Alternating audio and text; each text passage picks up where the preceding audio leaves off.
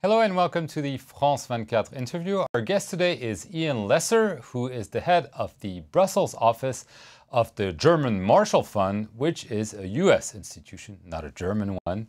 Thank you for being with us today. We're going to talk today mostly about Turkey and its pivotal role in the Middle East. We are seeing it first and foremost with the tragic situation in Syria. Tell us more about the role Turkey has been playing since the crisis began in Syria a year ago. Okay. Well, first of all, it's very good to be with you. I think this crisis in Syria, but also things that are happening on Turkey's borders in Iran and elsewhere, are really emblematic of the growing role that Turkey has been playing in the Middle East, in its Middle Eastern neighborhood, really for the last decade.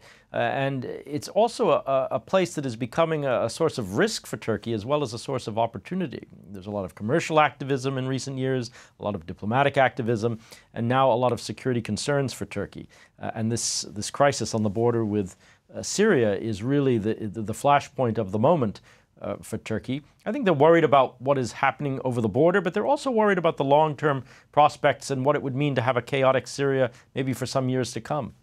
They're worried about refugees. We're told there are 25,000 refugees. The Turkish Prime Minister, Mr. Erdogan, warned repeatedly the Syrian leadership that this could not go on. He is now talking maybe about buffer zones. This was not planned. I mean, the policy of Turkey was to have good relations with all its neighbors, and that's not what's happening right now. Exactly. I mean, Turkey had this much vaunted zero problems with neighbors policy, and there are now many Turks who say we have zero neighbors without problems. And of course, this isn't Turkey's fault. The situation has evolved in such a way over the last few years that it has become highly unstable and presents Turkey with a series of challenges.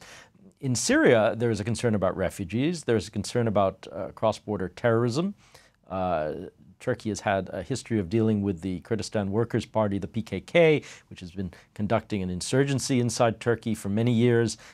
It used to do that until the late 1990s from bases in Syria, until that was stopped. So there is a history of concern about this, concern that could come back again. But indeed, really, I think it's this problem, this challenge of potential chaos in Syria across the border, where Turkey is very, very fully exposed and is a key partner, I think, for the international community in managing the problem looking ahead. But is Turkey's attitude totally clear? They're saying, okay, we want to be responsible, but they're also sheltering not only refugees, but also the Free Syrian Army's leadership, it seems. And so isn't Turkey playing a dual role in this? Well, I think this is a case in which Turkey has actually been very forward-leaning. I mean, from quite early on, the Turkish government was very clear that the Assad regime had to change, that the policy that it was pursuing wasn't acceptable, that they wanted to be on the right side of history in terms of political change in the region, including Syria, and that a policy of repression was simply not going to work. And their feeling is that they told the Assad regime this, and they simply were not listened to, despite their access. So not only are they exposed to the consequences, but they do have very strong views about what the Syrian regime ought to be doing. Really, now they've called very actively for the regime to go.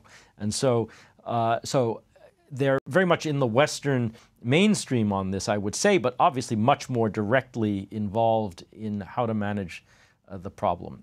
They will have to look at questions of how they protect their border and whether they might even need to go over the border and establish a security zone to prevent the kinds of things that have been happening, which could be seen as it could be seen so by Damascus. We don't know.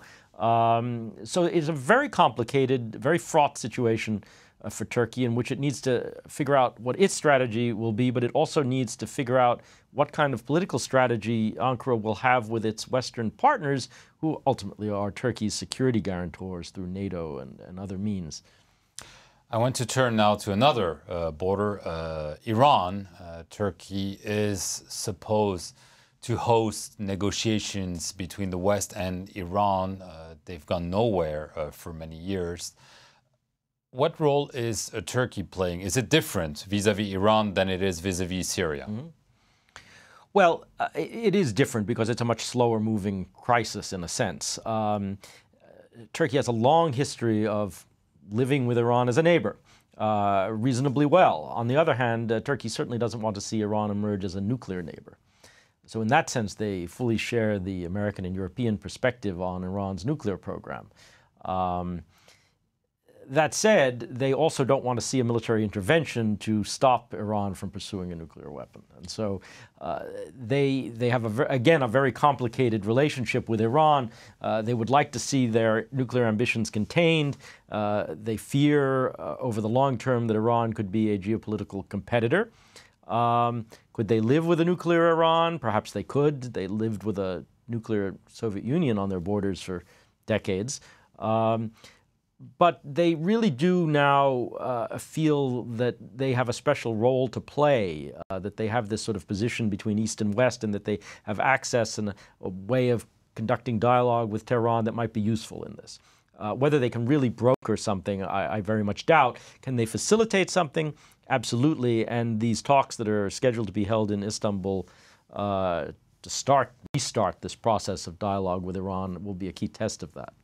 Okay, another neighbor that's been at war for many years, and well, now it's still a very volatile situation, is Iraq. And through this, there's also, I mean, with Iraq as well as the other neighbors we mentioned, the Kurdish issue that seemed to have come to a compromise for many years, but there are still problems that Turkey is dealing with.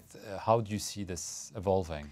Well, this is a particularly fraught situation for Turkey because of Turkey's own Kurdish population and the difficulties that Turkey has had both politically and in security terms in managing this. Perhaps 25–30% of the Turkish population is actually Kurdish. There is an active insurgency that's been carried out by the PKK, the Kurdistan Workers' Party, over decades now. Which has been very violent at times. And so this is a leading security concern, a domestic security concern as well as a regional one for Turkey. So they can't really avoid Iraq. In northern Iraq, Turkey is also a very important economic actor. The economy in northern Iraq is in many ways an extension of the Turkish economy. So there's a lot at stake for Turkey in dealing with northern Iraq and the relationship with Iraq generally, and that only becomes more important. How is that relationship? Well, it's gotten better. The relationship with Baghdad has gotten better. The relationship with the Kurds in northern Iraq has gotten better. But the situation vis-a-vis the Kurds inside Turkey has, if anything, become more crisis-prone over the last year or two. Why is that? Because, as I said, it seemed to improve gradually under Erdogan, and there seems to have been a stiffening. Well, it's a traditional problem for Turkey. Different Turkish governments have dealt with it in different ways with greater or lesser success. The AKP government in power now in Turkey did have an opening, a cultural opening, and the beginnings of a political opening with Kurdish political forces. But this is really shut down in last year or two, basically. It hasn't gone anywhere, and in fact, in some ways, the situation in particularly tense places like the southeast of Turkey, where there are a lot of Kurds, has gotten very, very difficult. So there's really been no improvement on that front. In some ways, a deterioration inside Turkey, and this causes the Turks to look across the border into northern Iraq and to be more concerned about whether this will not be a haven for separatist movements in the future. I want also to get to the relationship between Turkey and the Western world. We've mentioned it through Syria and through Iran, but what is the relationship with the EU and with the US? Well, these are critical relationships for Turkey, both of them, but also very troubled in some ways, in some different ways. I mean, with the European Union, Turkey is a candidate for membership. It has been for decades. It has been, well, it's been for about a decade, but it hasn't really moved.